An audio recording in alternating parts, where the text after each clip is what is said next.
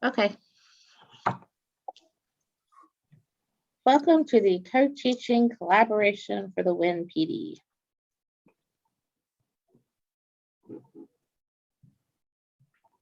Today, we're going to be doing a PD on co-teaching. We're going to be talking about why it's important and your role as a teacher and what you can do or those things that you need to do while you are co-teaching. So here's a blob bridge, and we want to start out with the PD saying, where are you? Look at the numbers on each person on the blob bridge. Where do you think you are as it relates to co-teaching? Think about your experiences, think about what you know about co-teaching, and just think about where you are. Just take a minute and think about that.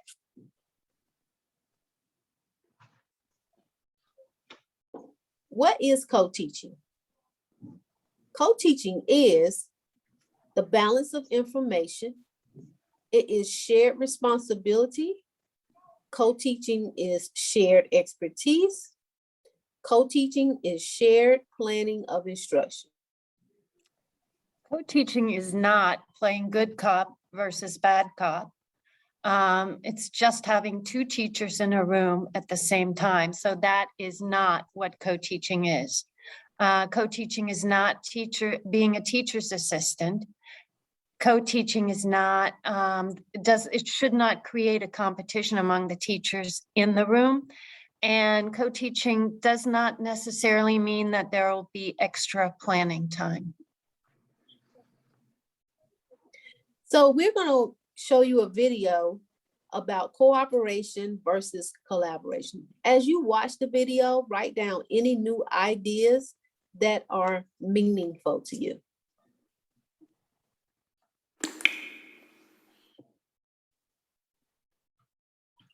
The difference between cooperation and collaboration. Cooperation begins with mutual respect, while collaboration begins with mutual trust. Cooperation requires transparency, but collaboration requires vulnerability. Cooperation includes shared goals, but collaboration includes shared values. Cooperation is independent, but collaboration is interdependent. Cooperation is often short-term, while collaboration is often long-term. Cooperation involves the sharing of ideas as a group. However, collaboration involves generating entirely new ideas together. Both cooperation and collaboration are vital for creative work. Collaboration without cooperation can lead to groupthink, but cooperation without collaboration can lead to disunity. However, collaboration plus cooperation means deeper work, more innovation, and better quality.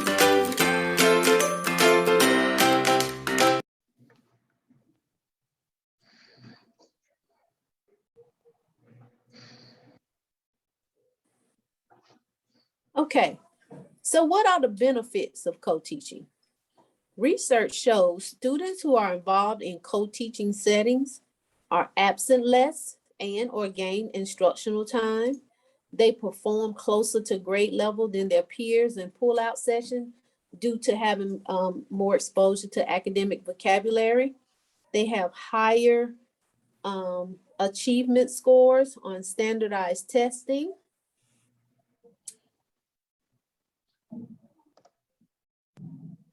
A perfect match. Let's look at the match between a content teacher and EL or EC teachers, L or EC teachers. Content teachers have a degree in the content area. They have deep knowledge of content standards. They have firsthand experience with state tests. They have collaborative planning with grade level teams. They have experiences and interactions with all students, and they have positive attitudes and genuine compassion for all students. Your L teachers and your EC teachers have a degree specifically working with your Ls and EC students.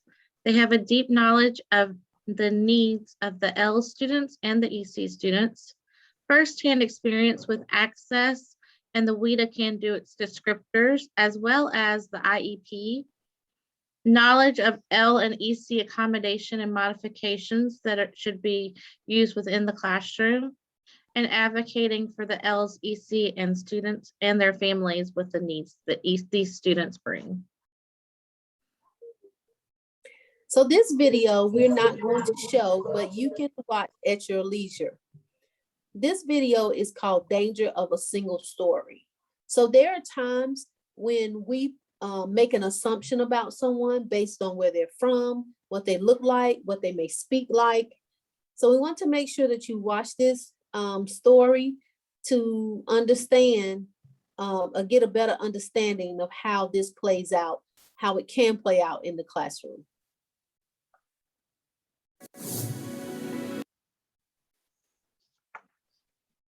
So this video we're going to show is called The Power of a Single Story. And I want you to pay close attention to this story because I'm sure that many of you have had this to happen to you in relationships with, in a relation with students. This also shows the reason that we are really pushing co-teaching this year within the school.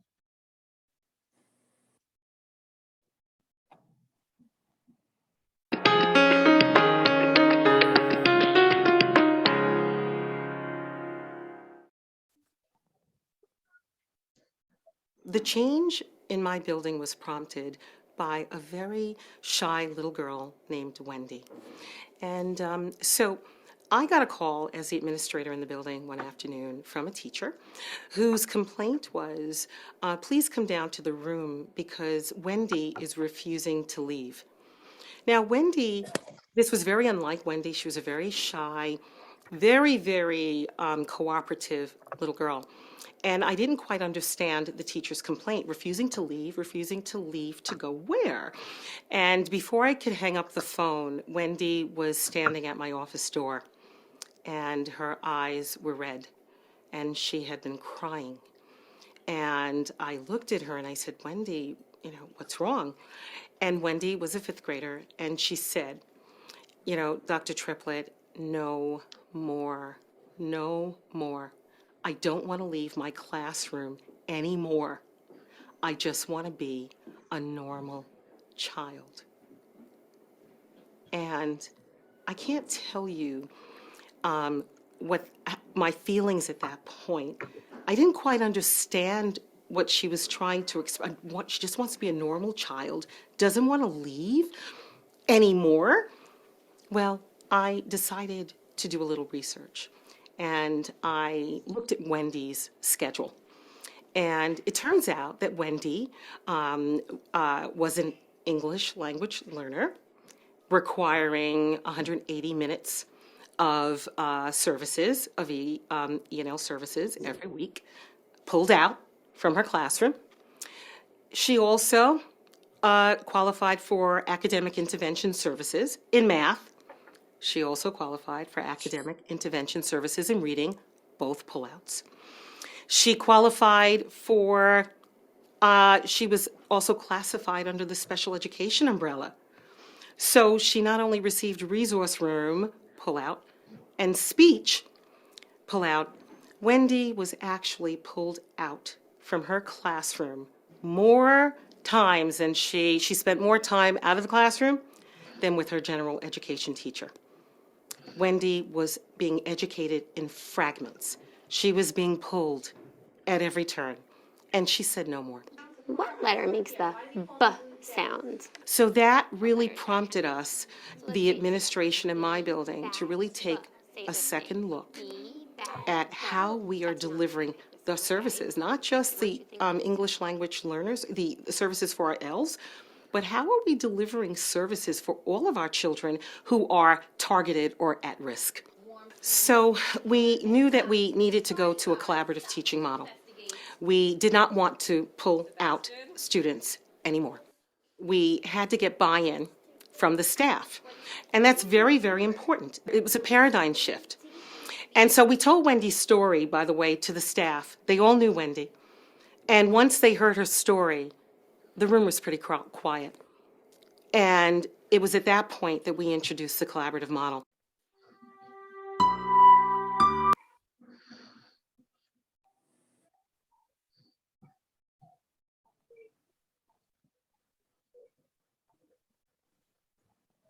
So as you are thinking about that video, what kind of impact can co-teaching have on your students? When you click on the link below, you're going to go to a Padlet, and on that Padlet, you can answer that particular question. Answer the first question on the Padlet. What kind of impact can co-teaching have on your students? Okay, so one thing we want you to keep in mind as we move forward with co-teaching is that we no longer see our students as yours and mine. They become ours, right? So we're trying to rethink equitable and inclusive classrooms. So our students are now our students. All right. So there are 4 cornerstones to co-teaching, or to be successful at co-teaching. 1 is identifying class norms. 2 is having the correct data and the data that's most prevalent to the classroom. 3 is having in mind and knowledge of some high impact co-teaching models. And then 4 is all about co-planning with your co-teacher. So below is a link or a bit.ly. This is a note catcher, and it will guide the teacher or the core teacher through some questions they need to ask themselves before they meet with their co-teacher. So basically, the first one would be, what are my non-negotiable class norms? Right? So why is that important? Why are norms so important? And I think we need to then take a few moments to consider what we think are norms in our classrooms, right? Why are they important? You want to be on the same page about rules and procedures with your co-teachers.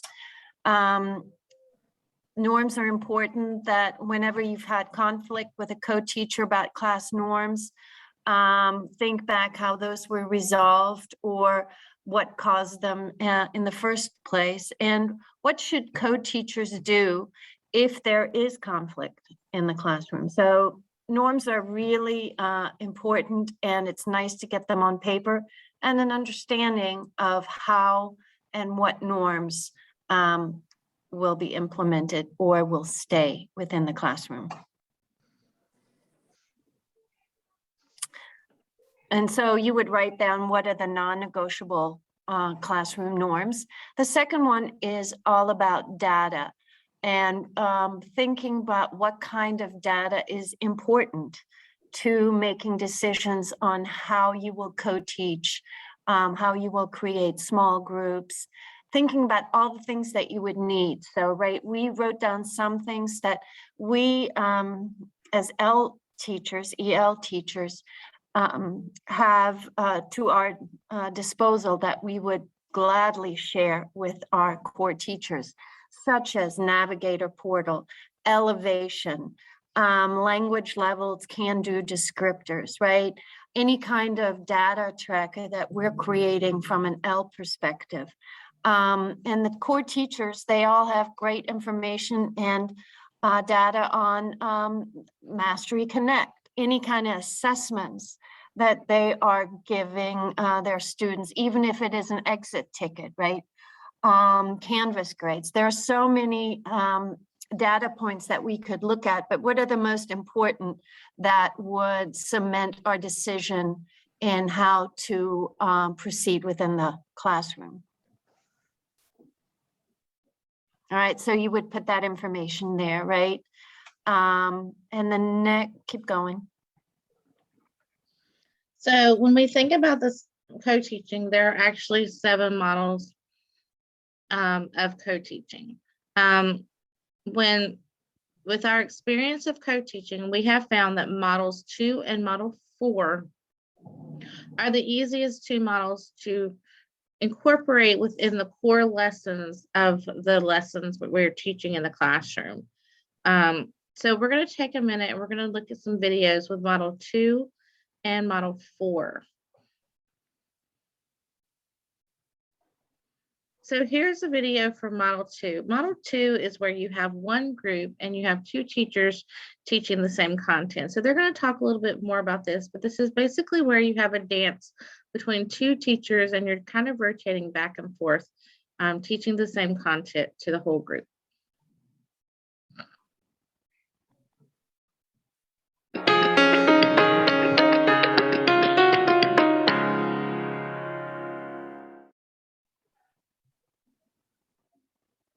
Who wants to define what suffrage is before we go any further?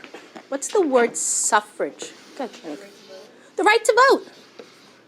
So I look at my title, goals for women's suffrage or reasons that maybe they want to vote. So what are some of the other keywords that are in this advertisement? Alita, what did you put down, please? What's in that advertisement? Keywords. Great. Okay, the American Women's Movement or Suffrage Association. And what are they going to have? Okay, they're going to look for their right to vote. They're going to have meetings. What are they going to do at these meetings? Sounds fun. We're going to have songs. They're going to sing and they're going to have a good old time. Music. And this is ways, let's go to our second question. Based on this, how are women going to get this right to vote? How are they going to get it? I said through protest. I'm not sure. That's awesome. Excellent. What amendment is that, Ben? Do you remember? That's all right. That's okay. Which amendment was it? Do you remember? Excellent. 19th Amendment. We talked about that when we talked about the amendments. So we're going to use our First Amendment, which is the right to protest, okay, and our meetings to eventually gain the 19th Amendment. They meet the same objectives, content and language objectives for the entire class.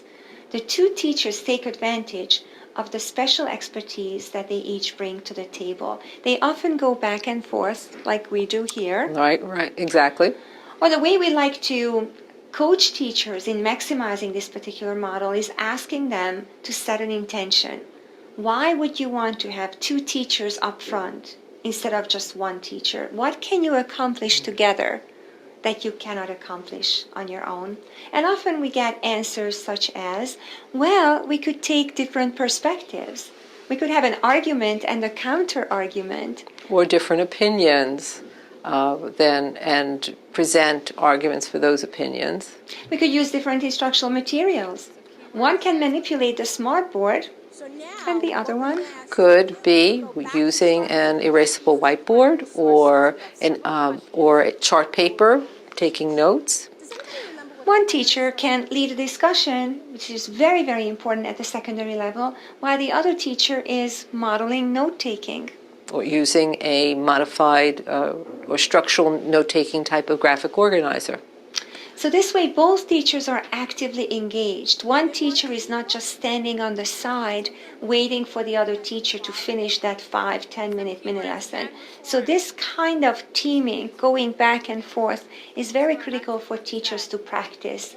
This allows the entire class community to view the 2 teachers as equals. They're truly partners. It's also a good way to model how people are supposed to communicate with one another. And that's so very important, particularly in our secondary classes, where they see how 2 people who have a job to do can get along, who can negotiate with one another. Because a lot of co-teaching, you negotiate on the spot, especially if one teacher wants to change something and the other teacher needs to consider whether or not that's a good idea.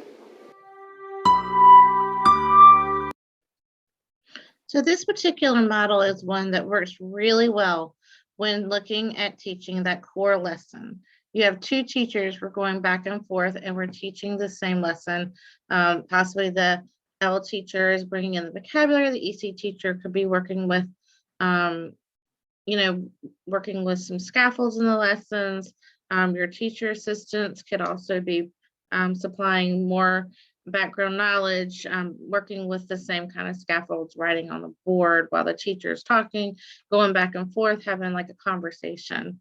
The second type of model that works really well with a core lesson is a model I like to call parallel teaching. You have two teachers teaching the same content, but you're teaching it within two groups. So let's take a minute and watch this video.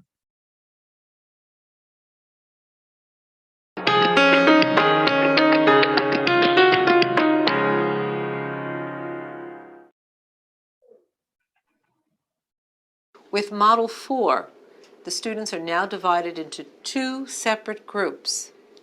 Sometimes they're grouped heterogeneously, sometimes they might be grouped homogeneously. A homogeneous grouping might be according to their language proficiency or their proficiency in the content that is being addressed. Now, in this way, two teachers teach the same content, but might not be at the same level, might be differentiated, might be using different tools. So we've seen that very often with this model in the co-taught classroom. This is a classic example when you want to reduce the teacher-student ratio because you have two teachers. You want to address the same content objectives, the same learning targets, but you might use a different pathway. One other favorite teacher choice we have noticed was for the two teachers to flip-flop. If one is using smartboard technology and introduces or practices a particular content, skill, or strategy one way, the other teacher is using maybe more traditional instructional methodologies. All right, guys, so we're going to do question number 2 together. All right, so I want you to go over and read it. And as you're reading it, look for anything that's important. Look for any words that'll help you figure out your equations. So as you're reading, I want you to underline anything that you think is important, anything that will help you write your equations. So we're going to try number 2 together. But the first thing I want you to do is read it to yourselves. I want you to underline anything that you think is important. After you are done reading, I want you to check right back in with me with eye contact, okay? And we're going to freeze and talk about it, okay? Go. All right, so who can tell me what we're talking about? We know it's a system, so we're going to have 2 variables. What are those 2 things that we're talking about? Amir? Child on senior. Right, the tickets for the child and a ticket for a senior. Okay. Okay, everyone check in with me. Eyes up. Okay, did we understand what we were reading? Is there any words in there that might have tripped you up or you want to talk about? We're okay? You sure? Okay, so now we're going to take the next step. I want you to write our 2 equations with 2 different variables, and I want that let statement. All right, I'm going to walk around, and you can stop me at any time. We're good? All right, you're back on your own. Go. After a designated amount of time, the two teachers flip-flop, and the students benefit from both sets of instructional strategies and both teachers' expertise. What's the opposite of same? The same, it's the difference. Oh, the difference.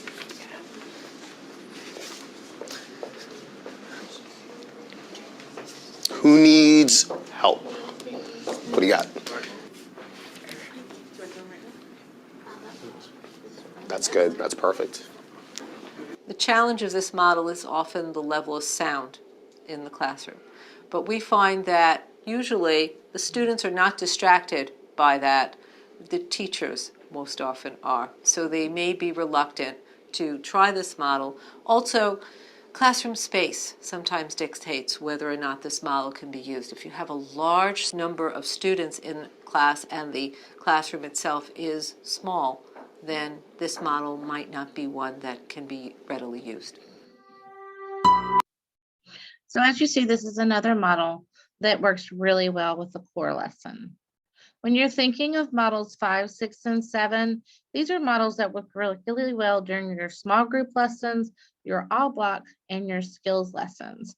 This is where you would have two teachers, one group where teachers would pre-teaching the lesson, and one group where the teacher would be teaching alternative information. Possibly you have the L teacher working on pre-teaching what's going to be taught tomorrow, and you have possibly a TA pulling a group working on main idea, and the classroom teacher working on compare contrast, for example, or whatever the data shows that the students would need for that particular lesson. In this particular group, you would have two groups where one teacher would reteach based off of the data that you're getting from exit tickets that the students don't understand. And then again, one teacher would be teaching the alternative information. And again, we would have this where you have multiple groups going on within the classroom, where you're all monitoring and teaching your groups. So this is, again, a small group model. I encourage you to look at these models. As you see, there are videos for each of the models. I'm just not going to show them right now, but you do have the link for this particular presentation. So please take a minute and go back and watch these videos so you can get to know models 5, 6, and 7. When you're thinking of co-teaching throughout the lesson, you're not going to necessarily stick with one particular way of teaching. You're going to find that you're going to be fluctuating. So you may start with two teachers in the classroom teaching the same content, and then move to where you have your skill block, all block, where you have two groups and you're doing different things within that, where you have the one reteach, one teach, alternate lessons, and then at the end would be your differentiated exit task.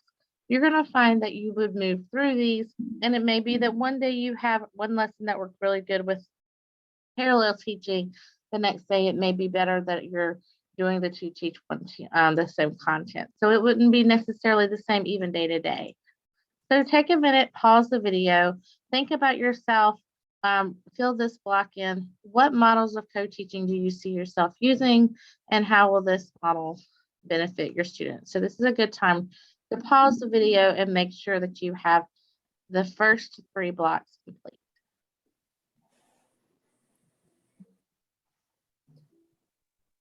So models of the 3 P's of communication.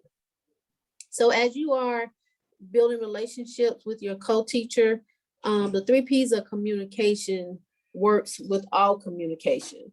So we want to think about these as you are beginning to co-plan and beginning to think about how you are going to, what model of co-teaching you want to use. So the 3 P's of communication are as follows. Pause. So that is where you take a moment to really pay attention and listen to what the other person is saying, and they also pay attention to you, vice versa.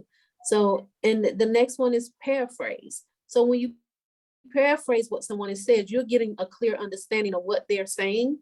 So you might say, so I hear you saying, or I think you are saying, or did I hear you say? So that you can get a better understanding of what they were saying, so that you will have clarity when you two leave one another. Also, presume that the intentions that each other have are positive.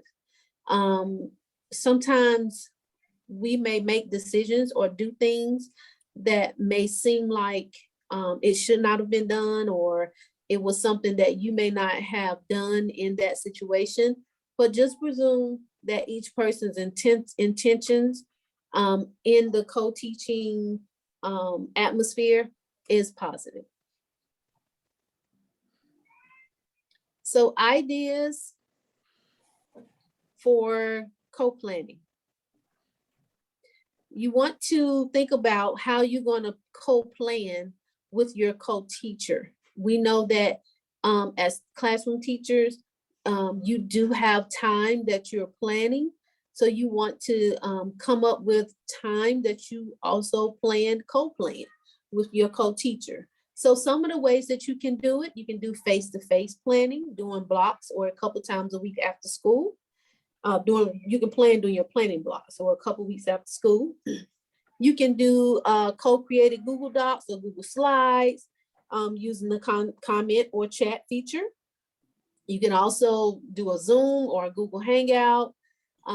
Any of those things will work out well for you to plan together Email in isolation is not recommended because sometimes it's hard to interpret what someone means or what they're trying to say in an email. All right. So the last block on our note catcher is what time do I have that I can meet with my co-teacher? So co-teaching doesn't mean that you have to add on extra time for planning. So, you know, we do encourage that face-to-face interactions and possibly meeting with your co-teacher during PLCs or finding another way to get together for a short amount of time during the day to kind of sit down and talk about what you want to, how you want to teach together.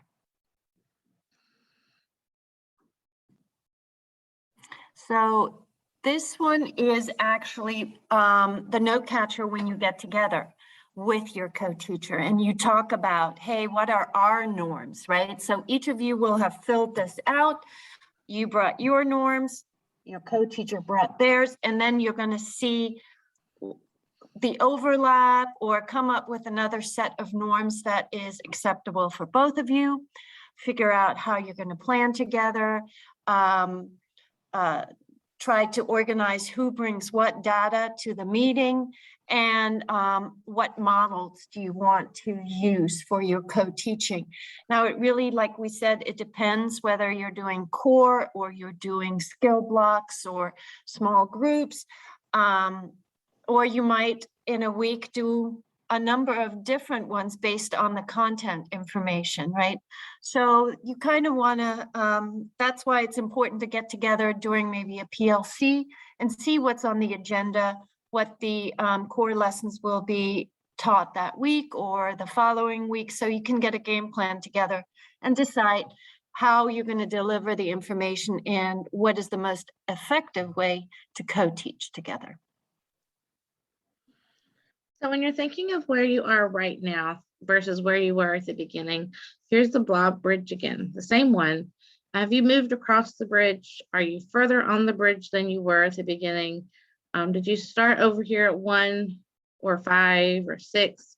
Now you feel like maybe you're like 11 or 15.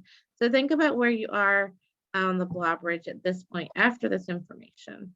I do want you to know that we don't expect anyone to jump in the next day and be the professional experts of co-teaching. It's something that's going to take time. You're going to be working on developing relationships with your co-teachers, finding each other's strengths, and how you guys can best co-teach and work together.